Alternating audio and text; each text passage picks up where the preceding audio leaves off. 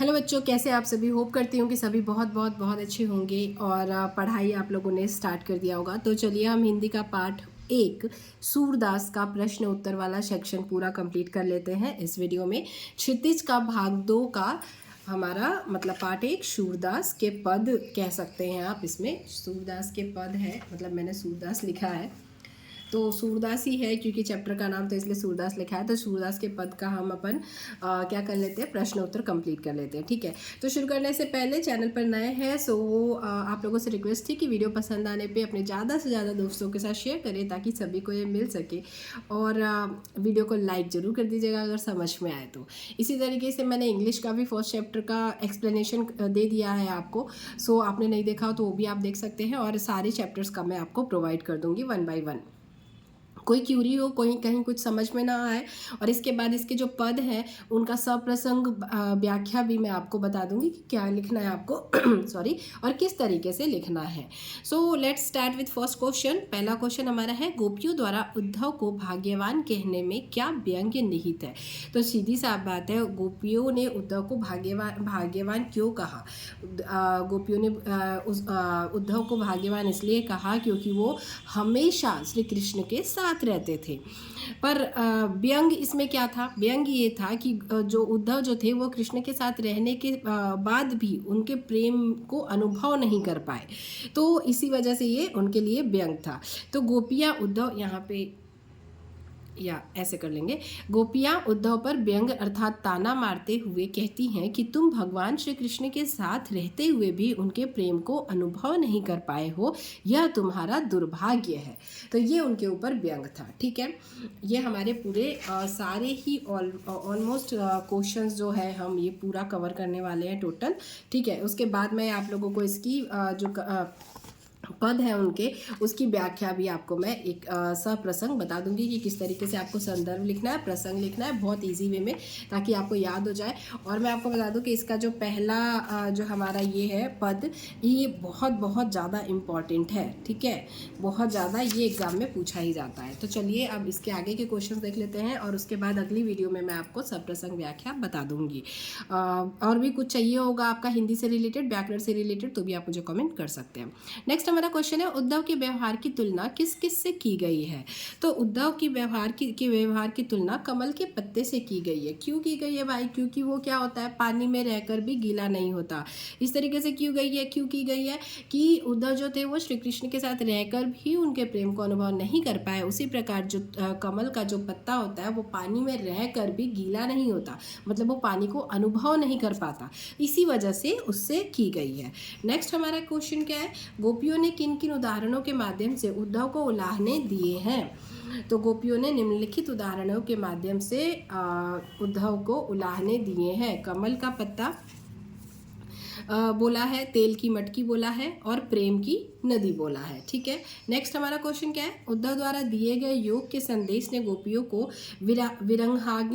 विरहाग्नि में घी का काम कैसे किया। तो गोपियों की जो विरह की अग्नि थी उसी को बोला है यहाँ पे विरहाग्नि में घी का काम कैसे किया, क्योंकि भैया उनको तो श्री कृष्ण चाहिए, वो उनके प्रेम में रमी हुई हैं, लेकिन वो वहाँ पे योग का संदेश दे रहा है, इसी वजह से वो जैसे आग में घी डालने का काम जैसा होता है उस तरीके से उसने काम किया। तो चलिए उत्तर किस प्रकार से लिखना है देख लेते हैं। जिस प्रकार जलती हुई आग में घी डालने से आग और बढ़ती है, उसी प्रकार जब गोपियों को यह संदेश मिला कि श्री कृष्ण ना तो खुद आए, मतलब वे खुद आए भी नहीं, और अन्न आने के बाद उन्होंने क्या किया, गोपियों को योग में मन लगाने का संदेश दिया है, जहाँ की उनका मन जो है वो ऑलवेज मतलब हमेशा ही श्री कृष्ण में रमा हुआ है, पूरी तरीके से श्री कृष्ण में रमा हुआ है, तो वो किसी और चीज़ में अपना मन कैसे लगा सकती हैं, ऐसा गोपियों का कहना है। तो मन लगाने का संदेश दिया है, इस संदेश ने ही गोपियों की विरहाग्नि में घी का काम किया है। ठीक है, विरह की अग्नि में घी का काम किया है। नेक्स्ट हमारा क्वेश्चन है मर्यादा न लही के माध्यम से कौन सी मर्यादा न रहने की बात की जा रही है। मर्यादा को मतलब मर्यादा को ही मर्यादा लिखा हुआ है यहाँ पे। तो आंसर होगा प्रेम को प्रेमी और प्रेमिका दोनों की तरफ से निभाया जाता है। जो प्रेम होता है वो प्रेमी और प्रेमिका दोनों की तरफ से निभाया जाता है। परंतु यहाँ पे क्या हो रहा है, यहाँ पे श्री कृष्ण ने गोपियों को से प्रेम निभाने की बजाय उन्हें योग करने के लिए बोल दिया है। ठीक है, योग का संदेश भेज दिया है। तो इस वजह से गोपियाँ जो है वो बहुत ज़्यादा मतलब ऐसा उनका कहना है कि गोपियों का मानना है कि इसी को गोपियों ने मर्यादा का उल्लंघन कहा है, कि कृष्ण ने मर्यादा का उल्लंघन किया है, ऐसा मतलब उनका कहना है। ठीक है, नेक्स्ट हमारा क्वेश्चन क्या है, कृष्ण के प्रति अपने अनन्य प्रेम को गोपियों ने किस प्रकार अभिव्यक्त किया है। तो गोपियाँ कहती हैं कि जिस प्रकार चींटियाँ गुड़ से दूर नहीं रह सकती, उसी प्रकार हम भी श्री कृष्ण के प्रेम से दूर नहीं रह सकते, खुद को उनके प्रेम से दूर नहीं कर सकते। ठीक है, तो नेक्स्ट हमारा क्वेश्चन है गोपियों ने उद्धव से योग की शिक्षा कैसे लोगों को देने की बात कही है।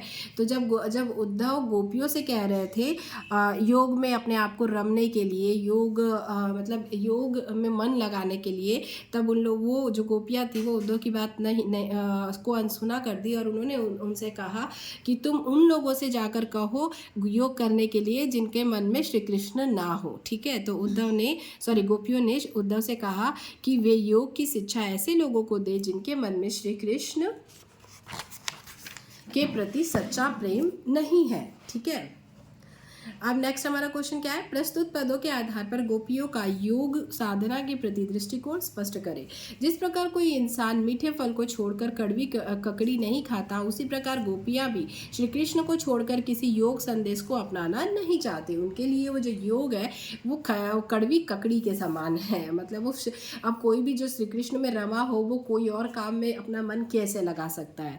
तो नेक्स्ट हमारा क्वेश्चन है गोपियों के अनुसार राजा का धर्म क्या होना चाहिए। तो राजा का धर्म गोपियों के अनुसार राजा का धर्म यह होना चाहिए कि वह प्रजा को अन्याय से बचाए। नेक्स्ट हमारा है गोपियों को कृष्ण में ऐसे कौन से परिवर्तन दिखाई दिए जिनके कारण वे अपना मन वापस पा लेने की बात कहती हैं। गोपियों के अनुसार श्री कृष्ण में अब निम्नलिखित परिवर्तन आ गए हैं। कौन से, श्री कृष्ण के व्यवहार में अब छल कपट आ गया है। श्री कृष्ण अब प्रेम की मर्यादा भूल गए हैं, वो गुस्से में ऐसा उनको लगता है। नेक्स्ट हमारा क्वेश्चन है गोपियों ने अपने वाक चातुर्य के आधार पर ज्ञानी उद्धव को परास्त कर दिया। मतलब वाक चातुर्य मतलब बोलने की जो कला होती है, चतुरता, मतलब कोई इंसान चतुर होता है उससे कोई जीत नहीं पाता है बोलने की जो कला में। तो उनके वाक चातुर्य की विशेषताएं लिखिए। तो हम अब उनके वाक चातुर्य की विशेषताएं लिखते हैं।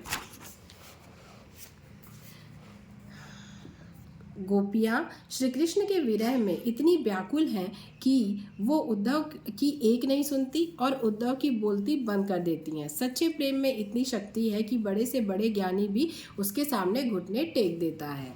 अब नेक्स्ट क्वेश्चन, संकलित पदों को ध्यान में रखते हुए सुर के भ्रमर गीत की मुख्य विशेषताएं बताइए।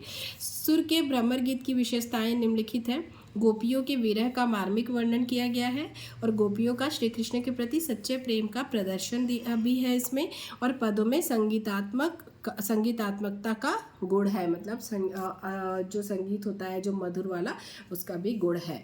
तो इस तरीके से आपके सारे क्वेश्चन, मतलब 12 क्वेश्चन आपके हैं इसमें, 12 प्रश्न। तो ये पूरे 12 के 12 प्रश्न हम कवर कर चुके हैं, आप देख सकते हैं। अब इसके बाद नेक्स्ट वीडियो में हम इसका सप्रसंग व्याख्या करना सीखेंगे कि किस तरीके से आपको इजी वे में आप इसकी व्याख्या कर सकते हैं, और जो आपको लिखना होगा एग्जाम में आप किस तरीके से लिखेंगे। ठीक है, तो चलिए, ये वीडियो अच्छी लगी हो तो लाइक कीजिएगा और दोस्तों के साथ शेयर करना बिल्कुल भी ना भूलिएगा। चैनल पर नए हैं सो प्लीज़ चैनल को सब्सक्राइब कर लीजिएगा। चलिए, मैं मिलूंगी आप लोगों से अपनी अगली वीडियो में, तब तक के लिए bye bye and thank you so much for watching.